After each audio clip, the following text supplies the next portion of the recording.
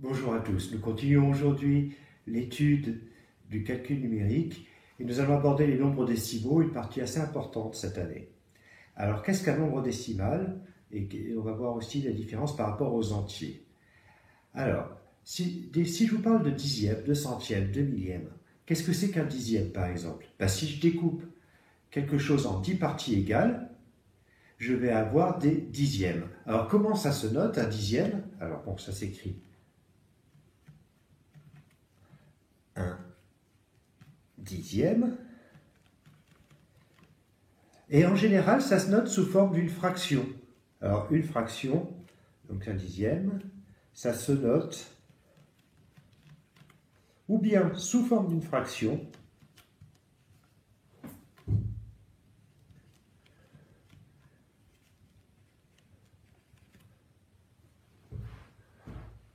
donc une fraction, et cette fraction, on va écrire 1 sur 10, 1 sur 10 ou 1 dixième, ou ça peut se noter sous forme d'un chiffre à virgule, d'un nombre à virgule, pardon, ce qu'on appelle plus précisément la forme décimale, mais on va sous forme d'un nombre à virgule, et en l'occurrence, un dixième, ça va être 0,1. On peut donc déjà écrire que 1 dixième,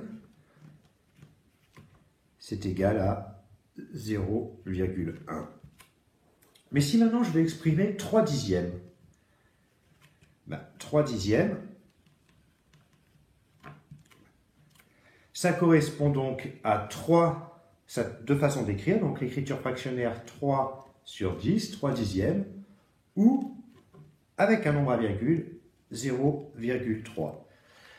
De même, 1, si je vais écrire 1 sous forme de fraction, 1, c'est égal à 10 sur 10, 10 dixièmes. Ça, on peut déjà écrire ça, ça va nous servir pour plus tard.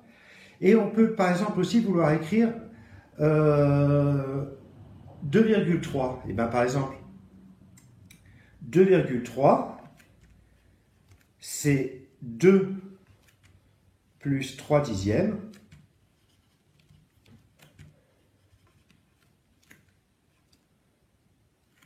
Donc on peut écrire ça, 2,3 est égal à 2 plus 3 sur 10.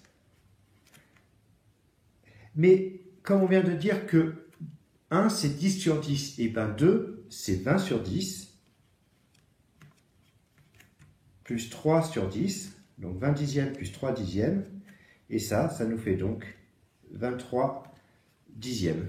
Donc vous voyez, il y a plusieurs façons d'écrire un nombre décimal, sous forme fractionnaire, sous forme de nombre à virgule, et on va apprendre plutôt dans la prochaine vidéo à passer d'une écriture à l'autre, mais sachez déjà que c'est relativement facile de passer d'une écriture à l'autre. Bon, et bien tout ce qu'on vient de voir concernant les dixièmes, c'est pareil pour les centièmes, les millièmes, etc. Je vous écris vite fait après avoir effacé le tableau. Donc un centième, c'est 1 sur 100 ou 0,01, et 1 millième, oui, 2 L bien sûr, millième, c'est 1 sur 1000 ou 0,001. Ensuite, il y a les 10 millièmes, les 100 millièmes, etc. Alors, nous venons de voir que les nombres décimaux s'écrivent en général avec une virgule. Alors, je vous en ai mis un ici. D'ailleurs, c'est ce qui fait l'opposition aux nombres entiers qui s'écrivent sans virgule. Alors, là, je vous ai mis un nombre décimal avec 6 chiffres et une virgule au milieu. Donc, on voit qu'il y a deux parties. Il y a une partie située avant la virgule et une partie située après la virgule. La partie située avant, on appelle cette partie la partie entière du nombre. Donc c'est la partie entière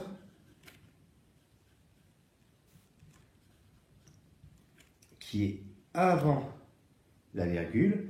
par opposition à ce qui est situé après la virgule et qu'on appelle la partie décimale.